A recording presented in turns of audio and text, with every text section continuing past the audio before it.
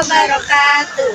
Halo semuanya, Perkenalkan, nama saya Kesia Nahla. dan saya Khairul Nisa.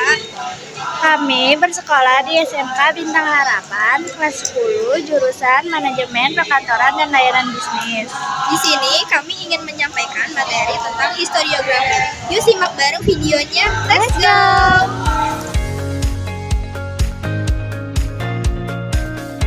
Historiografi adalah pemeriksaan terhadap metode sejarawan dalam mengembangkan sejarah sebagai disiplin akademik dan secara umum.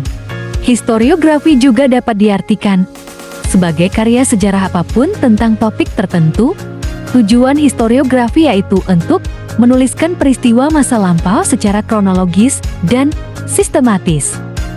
Jenis historiografi tradisional.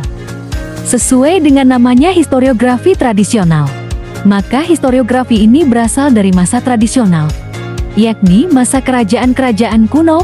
Penulisnya adalah para pujangga atau yang lain yang merupakan pejabat dalam struktur birokrasi tradisional bertugas menyusun sejarah, babat, hikayat. Adapun ciri-ciri dari historiografi tradisional sebagai berikut. 1. Religiosentris. 2. Bersifat feodalistis aristokratis. 3. Religiomagis. 4.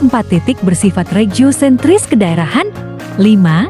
Tidak membedakan hal khayal dan hal nyata. 6. Raja dan pemimpin dianggap mempunyai kekuatan gaib dan karisma bertuah sakti. Contoh historiografi tradisional. Jenis historiografi kolonial. Historiografi kolonial merupakan penulisan sejarah yang berkembang dari masa penjajahan bangsa Eropa sejak abad ke-17 sampai abad ke-20. Sejarah yang membahas masalah penjajahan Belanda atas bangsa Indonesia oleh Belanda. Tujuan penulisannya untuk memperkuat kedudukan mereka di Indonesia.